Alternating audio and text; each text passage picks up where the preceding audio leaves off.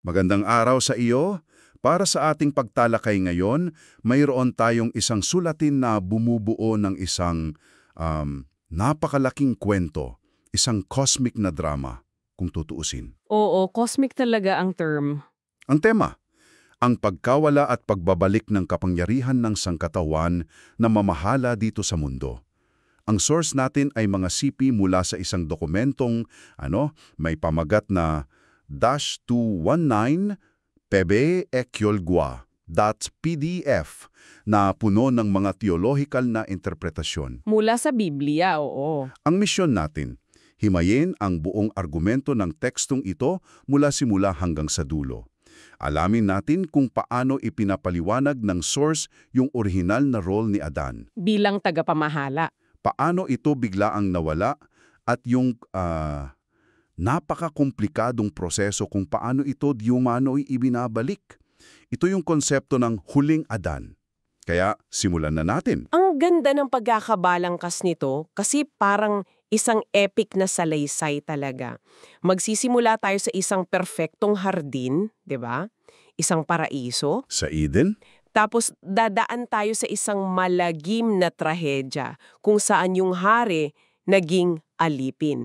At sa huli, titignan natin kung paano ipinipresenta yung solusyon, isang mahabang laban para bawiin yung nawalang kaharian. Mula sa pagiging tagapamahala, tapos pagiging alipin, tapos pabalik. Mahirap na daan, pabalik sa kalayaan at kapangyarihan. Ganon. Okay, sige. Magsimula tayo sa umpisa. Bago pa magkaroon ng anumang problema, ano ba talaga yung papel ni Adan sa mundo ayon sa dokumentong ito?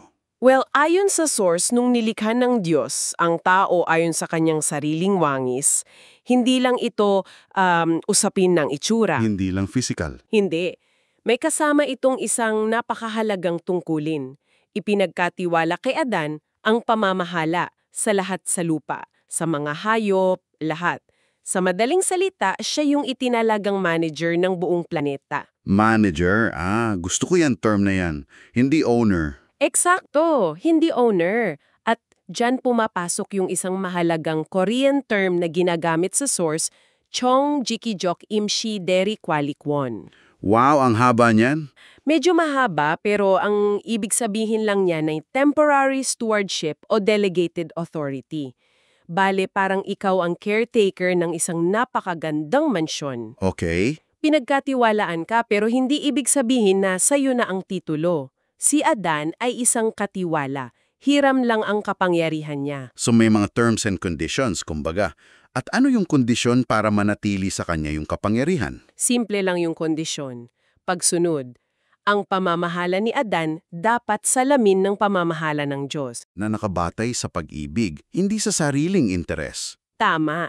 Inaasahan na si Adan yung magiging tulay, no? Tulay ng pag-ibig ng Diyos sa buong sanglilikha.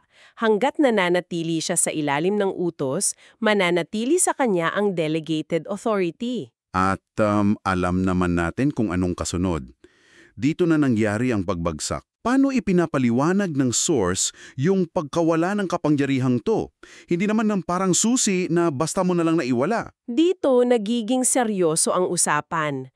Ang sabi sa teksto, noong sumuway si Adan, hindi lang siya nawala ng pwesto. Yung kapangyarihang ipinagkatiwala sa kanya ay legal na na-transfer. Teka, paanong naging legal yon? Parang sa isang pagkakamali lang na foreclose agad ang buong mundo at napunta sa kalaban. Magandang tanong yan. Kasi ayon sa lohika ng source, yung kapangyarihan ni Adan ay nakakabit sa pagsunod niya, di ba? Oo. Sa cosmic legal terms, parang pumirma siya ng isang quitclaim. At inilipat ang titulo. Inilipat niya ang titulo ng pamamahala sa mundo kay Satanas. Ganon kaseryoso. At ang resulta nito sa mundo ay? Malaki. Hindi lang basta pagbabago ng management. Sobra. Sinasabi ng source na ang buong operating system ng mundo ay na-corrupt. Isipin mo ang mundo ay parang isang computer na may programang harmony. Okay, gets ko. Nang magkasala si Adan, para siyang nag-download ng virus. At hindi lang siya ang naapektuhan, kundi ang buong sistema. Napalitan yung Harmony OS ng isang bagong programa, Yakyok Kangshik. Yan. Ang law of the jungle. kung saan ang malakas ang nabubuhay at ang mahina ay kinakain. Eksakto. Ito na yung sistema ng pagsasamantala, karahasan, pag-aapi. Biglang ang mundo na dapat refleksyon ng pag-ibig ng Diyos ay naging refleksyon ng kalikasan ng bago nitong amo. So yung pagdurusa na nakikita natin, hindi lang aksidente. Hindi. Ito ang natural na resulta ng operating system na kasalukuyang tumatakbo ayon sa teksto. Pero binabanggit din sa source na may isa pang anggulo dito, di ba? Na baka hindi naman direktang kay Satanas na punta ang kapangyarihan. Tama, may alternatibong pananaw din. Posible daw na ang kapangyarihan ay hindi napunta kay Satanas, kundi sa kasalanan mismo bilang isang puwersa. Isang abstract force. Oo, sa pananaw na ito, ang nangyari, parehong si Adan at si Satanas ay naging alipin ng kasalanan. Para siyang black hole na hinigop silang dalawa. So sa isang view, may kudeta si Satanas.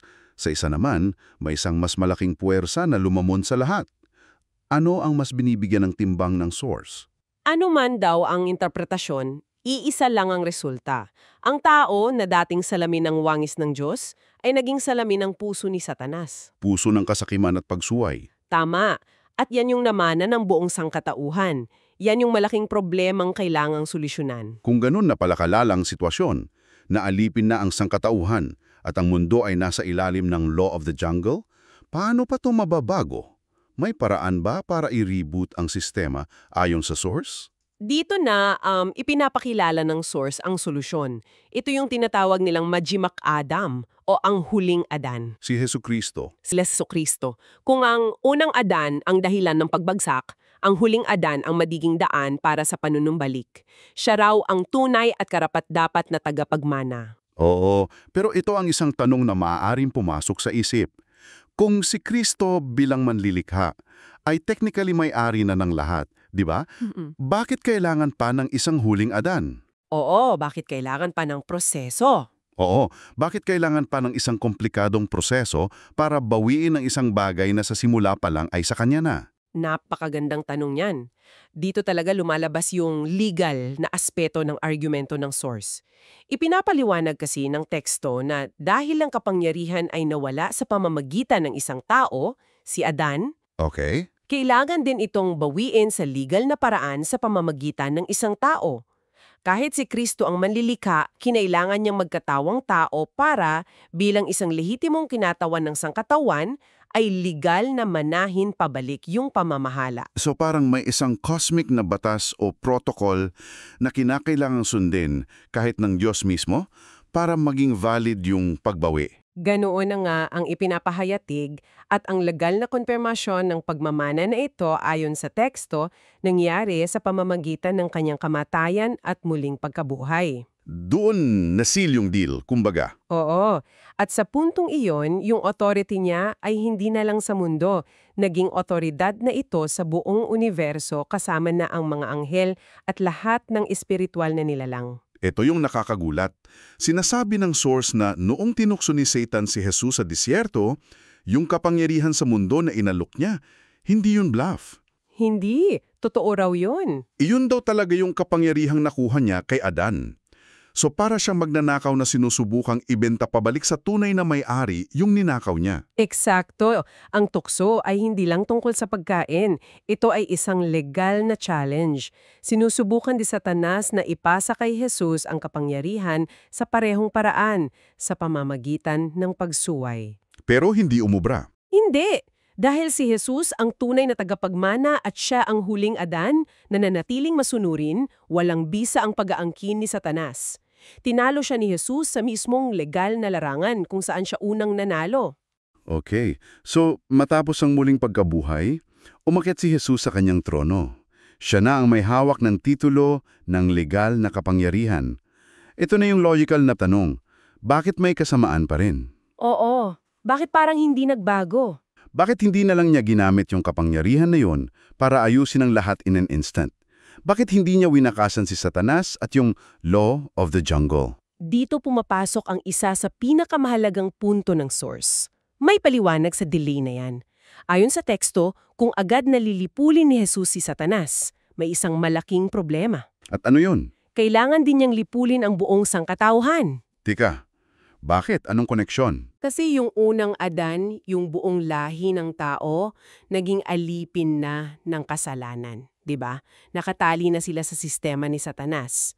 Kung wawakasan yung sistema, madadamay lahat ng nasa loob. So sa halip na mass destruction, Ang ginawa ni Jesus ay magbukas ng isang panahon ng biyaya, isang pagkakataon para sa mga tao na makalabas sa sistemang yon at lumipat sa kanyang kaharian. at paano nangyayari yung paglipat na yon? Ano yung mekanismo para makalaya ang isang tao mula sa pagiging salamin ni Satanas? Ang mekanismo ayon sa source ay ang banal na espiritu. Sa pamamagitan ng espiritu, ang isang tao ay maaring ipanganak na muli. Hindi lang isang magandang parirala. Hindi. Ito ay isang actual na proseso ng pagbabago ng wangis. Mula sa pagiging wangis ng nagkasalang Adan, unti-unti silang ibinabalik sa orihinal na wangis ng Diyos, yung wangis ni Kristo. So hindi lang ito pagpapatawad, ito ay isang total restoration project. Isang tao, bawat pagkakataon. Tama. At ang mga naibalik na taong ito, itong mga bagong Adan, kumbaga, ay hindi lang basta naligtas. Binibigyan sila ngayon ng kapangyarihan sa pamamagitan ng espiritu na labanan ang law of the jungle sa paligid nila. Wow, sandali. Dito ako nagugulat. Bakit? Kasi bumalik tayo sa simula. Yung delegated authority na nawala kay Adan ay ibinabalik ngayon, hindi sa iisang tao, kundi sa lahat ng mga naribut na tao. Ganon na nga. Sila ang nagiging mga ahente ng pagbabago sa mundong nasa ilalim pa rin ng lumang sistema. Yung laban, Ay, nangyayari na sa pamamagitan nila? oo. Nangyayari na ito sa loob at sa pamamagitan ng mga taong ito. Hindi na lang cosmic, naging personal na. Kung ganoon, ano ang hantungan ng lahat ng ito? Kailan matatapos yung panahon ng biyaya at itong labanan? Mayroon bang sukatan o kondisyon na binabangkit sa source? Meron. At ito ay isang konsepto na medyo malalim. Binabanggit sa source ang isang itinakdang bilang ng mga Sungyojin-in. Sungyot Jung-in, mga martyr saksi.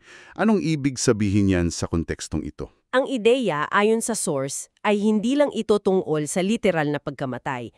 Ang martyr saksi ay isang taong napatunayan hanggang sa sukdulan na ang pamamaraan ng Diyos, ang pag-ibig, ay mas makapangyarihan kesa sa pamamaraan ni Satanas. Kaisa sa law of the jungle. Oo, sila yung mga taong nagmahal sa Diyos at sa kapwa kahit na ang kapalit nito ay ang sarili nilang buhay o kapakanan. At kapag nakumpleto na ang itinakdang bilang nila, anong mangyayari?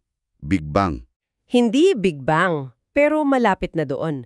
Ang kanilang mga buhay ay magiging sukdulang ebidensya sa cosmic court. Kumbaga, Balik na naman tayo sa legal na aspeto. laging may legal na aspeto. Sila ang magiging patunay na ang mga utos ng Diyos ay hindi lang posible, kundi matuwid at mabuti. Ang kanilang kolektibong testimonya ang magiging formal na basehan para sa huling paghuhukom. So, ang mga buhay nila ang Exhibit A sa korte para matapos na ang kaso. Eksakto. Kapag naipresenta na ang ebidensya at napatunayang matuwid ang batas ng Diyos, wala nang legal na basehan para magpatuloy yung pamamahala ng kasamaan. Sa puntong iyon, lahat ng sumusunod sa law of the jungle ay hahatulan. At pagkatapos nun, Magsisimula na ang tinatawag na Anshik o Sabbath Rest.